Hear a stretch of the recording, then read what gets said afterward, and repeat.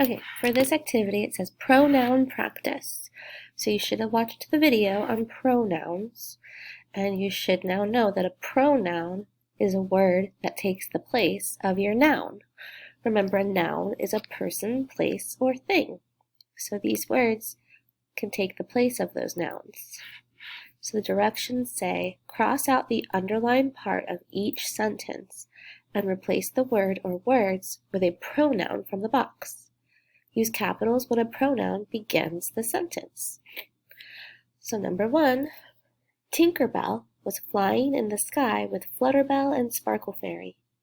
So you need to figure out which pronoun can take the place of the noun of Tinkerbell and the nouns Flutterbell, and Sparkle Fairy. So go ahead, you're going to cross out Tinkerbell, you're going to pick one of these words, and you're going to write it right here. Same thing here, cross it out, and then write in a pronoun. Then reread the sentence and make sure that it sounds right. Go ahead and pause and do that. And then I'm going to read number 2. Number 2 says, Mickey and Minnie love to sing and dance. You're going to cross out Mickey and Minnie and pick out one word up here that can take the place of these two nouns. Pause and go ahead and do that.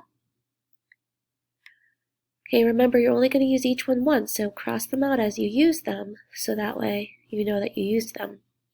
And make sure you reread this sentence so you know it sounds right. Number 3, Woody always watches out for Bo Peep. Go ahead and cross out the noun of Woody, the noun Bo Peep, and you're going to replace those with a pronoun, and then reread your sentence to make sure it sounds right.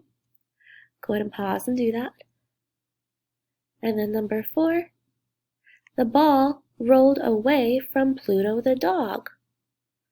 Go ahead and cross out the ball and Pluto the dog and replace it with the pronouns.